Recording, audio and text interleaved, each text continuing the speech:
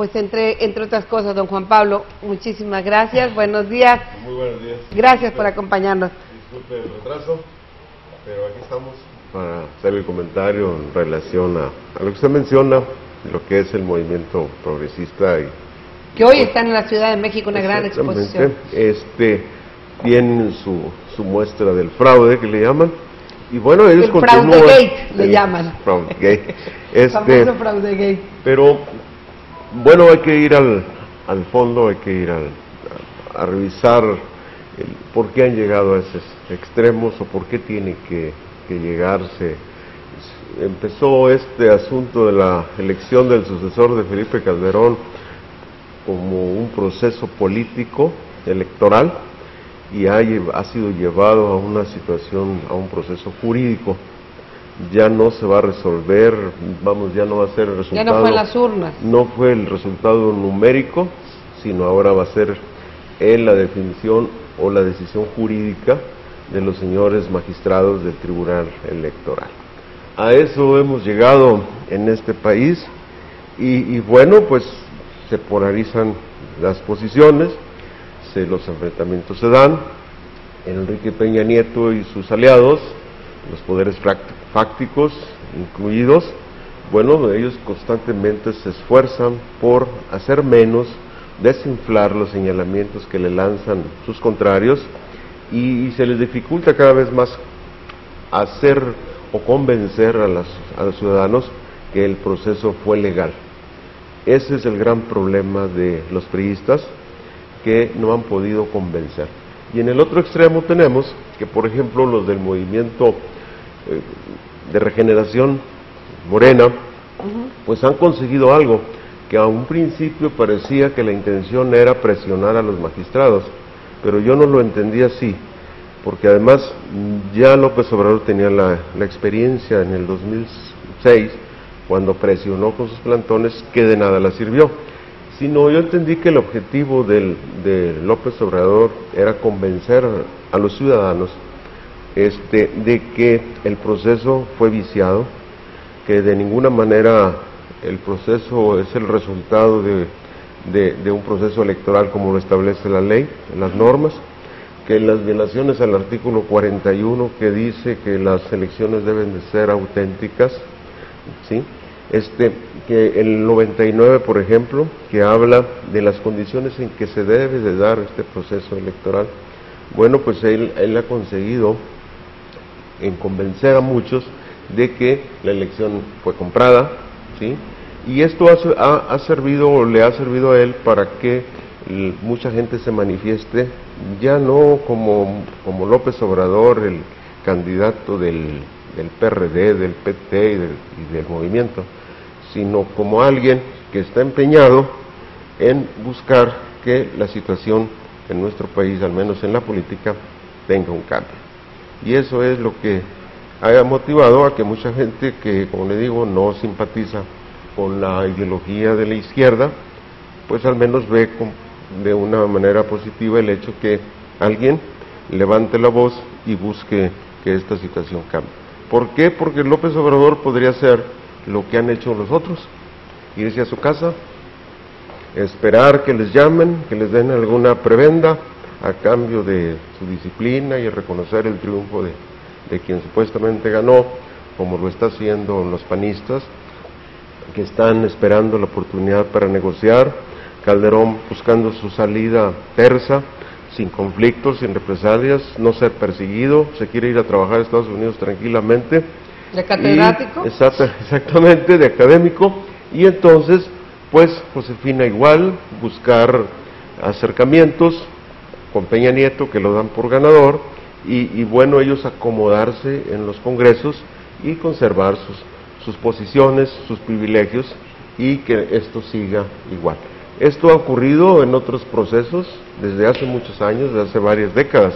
Ha ocurrido el hecho de que muchos candidatos o presuntos contendientes, una vez que termine el proceso, son los primeros que corren a levantarle la mano al supuesto triunfador y se empiezan a repartir el pastel. López Obrador es la excepción, lo demostró en el 2006, no es fácil de negociar, no es fácil que negocien con él, de tal modo que pues él mantiene su lucha. ¿Cuándo se definirá? Bueno, pues antes del día 5 de septiembre, los 7 magistrados votarán por la validez del proceso o la invalidez de él mismo, como lo pretenden los opositores del señor Enrique Peña Nieto. Fíjese que en todos lados se habla del PAN, de refundar, pero que nadie tiene la culpa, nadie de los que están se van, nadie de los que estuvieron presentes, que indiscutiblemente, bueno, fueron parte de lo que no quería el pueblo, de lo que no aceptó en esta ocasión el pueblo. Y déjeme decirle, en reuniones que han tenido el fin de semana pasado, tuvieron reuniones con los regidores electos, pues les queda ya muy poquitos, ya ve que le acaban de tumbar un presidente al PAN aquí en la región media. Con todos ellos tuvieron algunas reuniones. Pero o sea, aquí es como quién fue primero el huevo o la gallina, quién tiene la culpa.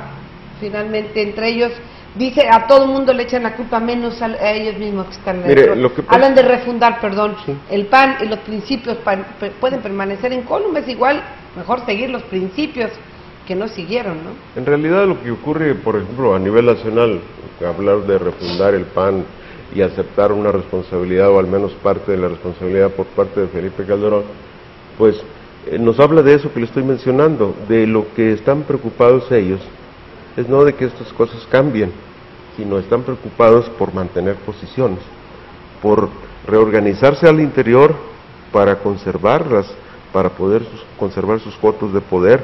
Muchos panistas, por ejemplo, que son cabezas de grupos, ¿sí?, están interesados en controlar, ser los coordinadores de las bancadas, por ejemplo, porque saben... Oiga, ¿y qué tal en el PRI? ¿El nuevo PRI?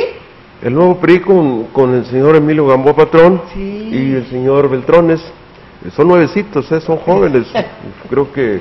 Van iniciándose en la política, a lo mejor la hacen, ¿no? Recién salieron de las juventudes priistas. O sea, ¿cómo nos pueden hablar, Dios mío? Es lo mismo, la misma gata pero revolcada, es exactamente el querernos engañar. Ahí está, y se los dijimos a la gente. Mire, antes de continuar, sí. Caballero López Banda, aunque un poco tarde, bienvenido y muchas felicidades, le dice. Muy amable.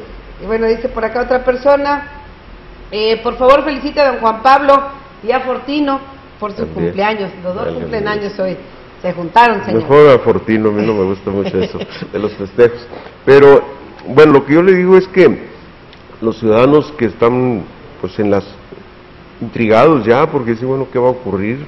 Ya se habla de una situación de parálisis, porque, pues, muchos inversionistas están esperando que se dé la señal hacia dónde va a ir este país con el partido que gobierne, si hacia la izquierda o hacia la derecha, y en eso basan sus proyectos y sus planes a futuro, de tal modo que esa sobra, bueno, pues a nosotros los ciudadanos, que al final de cuentas somos espectadores simples, porque hay que entender que la partidocracia son los que deciden el poder político en este país, gracias obviamente al presupuesto y a las contribuciones de los ciudadanos y de esos espectadores que no nada más, que solamente nos invitan a votar, y una vez que votemos nos quieren de regreso a casa y seguir contribuyendo con los impuestos para ellos seguir. Exactamente.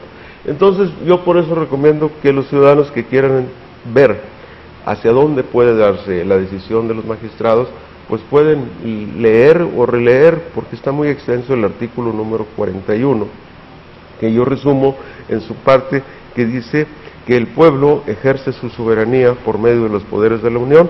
La renovación de los poderes legislativo y ejecutivo se realizará mediante elecciones libres, auténticas y periódicas.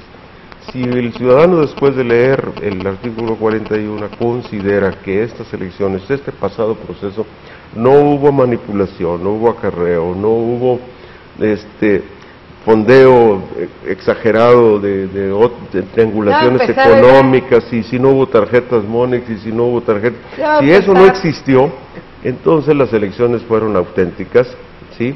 Y entonces los magistrados tomarán el artículo 41 como es su obligación, a acatar lo que dice la Constitución, y seguramente tomarán la más sabia de las decisiones. El otro artículo que se recomienda leer para podernos entender de los porqués o por qué se está viviendo esta situación es el artículo 99. El artículo 99, también muy extenso, pues señala que las causas por las que podría invalidarse una elección, además de establecer, este mismo artículo establece además que será el Tribunal Electoral la máxima autoridad jurisdiccional en la materia y el órgano especializado del Poder Judicial de la Federación. Vamos, no existe otra autoridad más que ellos para decidir si se invalida o se valida el proceso del pasado 1 de julio. Y bueno, el ejercicio de los magistrados, de las atribuciones, el tribunal funcionará en forma permanente en una sala superior. Como sabemos, también hay salas regionales, como la de Monterrey, donde se atienden los asuntos de las impugnaciones, donde se atendieron las de Río Verde, que ratificaron al diputado Bautista, y que ahora los impugnadores de Óscar, de la candidatura o de la constancia de mayoría, más preciso, de Óscar Bautista, bueno, acudieron a la sala superior que menciona precisamente, que es la que rige las decisiones del Poder Federal Electoral. Estos magistrados serán los únicos que podrán decidir, como le digo. De todo depende de la lectura, porque las leyes están hechas de una manera en que usted las puede leer y yo la puedo leer, el mismo artículo, y usted entiende una cosa y yo puedo entender otra cosa. De tal modo que de la lectura que tengan los magistrados dependerá lo que sabremos antes del día 5, si se invalida. Nadie se sorprenda que llegara a ocurrir que se invalide una cosa. Ya ha ocurrido ocasiones, eventos. En Tabasco en el 2000 se invalidó una gubernatura, en Colima en el 2003 se invalidó también una gubernatura, y la última que tuvo trascendencia fue la anulación o la invalidez de una elección en el municipio de la cabecera de Morelia, en Michoacán, claro, por el solo hecho de que fue cuestionado que uno de los boxeadores traía un logotipo del PRI en el calzoncillo y que tuvo una un boxeador, sí, cierto, sí, cierto. De tal modo que lo acabamos de entender aquí con un vecino Cerritos. Sí, Cerritos, que por cierto va a hacer un consejo. Exactamente. Entrega el gobierno saliente, entrega un consejo, sí, municipal. Hacen elecciones en octubre, creo. En octubre. En octubre viene. Estarán realizando. Así que bueno, pues nada no está definido. Yo digo que la carta está en el aire.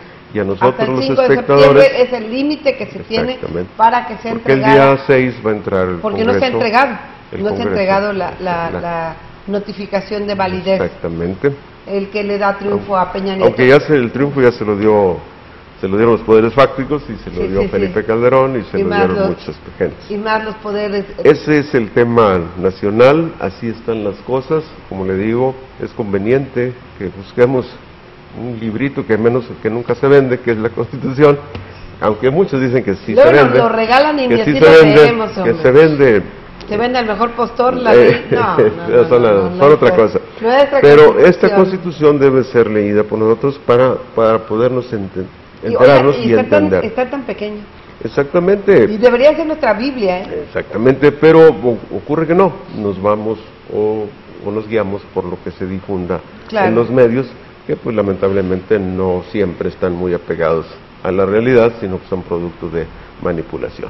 Bueno, rápidamente, déjeme decirle, en el estado de San Luis Potosí, todo parecía marchar viento en popa, haber ganado como se había propuesto. Tumbaron al presidente de Tamazopo, bueno, el presidente electo de Tamazopo, que era el único que había ganado Movimiento Ciudadano.